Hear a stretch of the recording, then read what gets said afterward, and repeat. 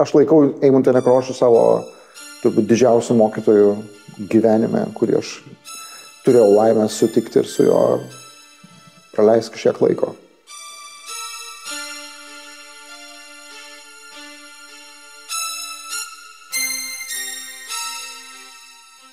Sako, aš statau naują spektaklį, Šekspyro Hamletą, ir aš noriu, kad tu jame dalyvautum. Ir aš kažkaip taip nelabai sprasdamas, kažkaip klausiu, sakau, kaip, nežinau, su muzika ar su kokiu būdu dalyvaučiau.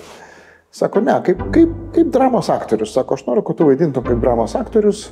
Sakau, tai, nežinau, viena iš rolių. Sako, taip, viena iš rolių Hamleto. Ir mane tiesiog žaibas trenkė, nes kitą dieną buvo mano gimtadienis ir aš supratau, kad čia yra didžiausia dovana, kokią aš kada nors esu gavęs.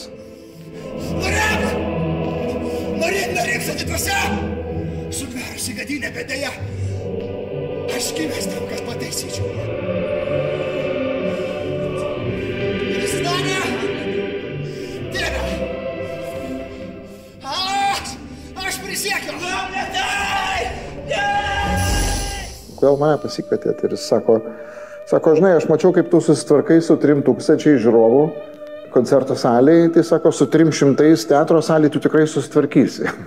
Tai, aišku, tai nebuvo pagrindinė priežastis. Jam reikėjo žmogaus, kuris nėra aktorius, kuris nejuda kaip aktorius, kuris nekalba kaip aktorius. Hamletas yra toks vienas prieš visą pasaulį.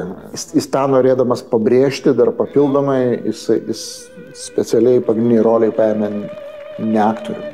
Hamletas tai pirmasis Andriaus Mamontovo vaidmuo, tačiau festivaliuose niekas negalėjo tuo patikėti. Kritikai spėliojo, ar Andrius gimęs būti aktoriumi, ar jį tokiu padaręs Nekrošius.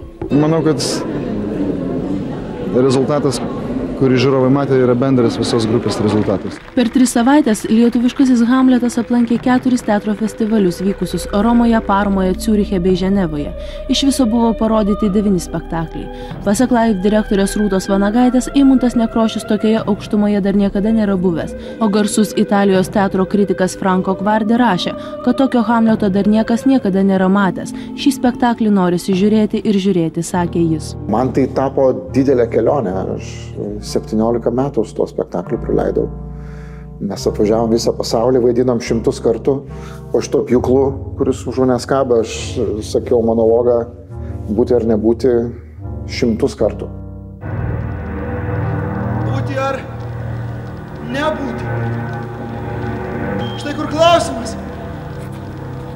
Ir kas yra kilnė, ar nusilenkti dvasios strėlėms ir dužėms atšiaros likimo, ar su ginklu prieš negandumą rasi kovą stot ir jais nusikratyti. Numirti. Užmigti. Užmigti. Ir palikti kančią širdies ir sopulius, kurios iš prigimties paveldi kūnas.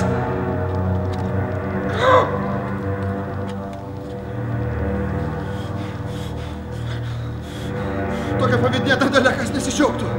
Numirti, užmigti. Galbūt net ir sapnus regėti. Tai tapo tokia, nežinau, kažkokia didelė patirtimi ir mokykla ir kažkaip pažinimu. Man tai yra neįkainojama patirtis, šita pažintis su Eimuntu Nekrošium. Ir man jo labai trūksta. Kai jisai mirė, aš supratau, kad aš netekau labai brangaus žmogaus.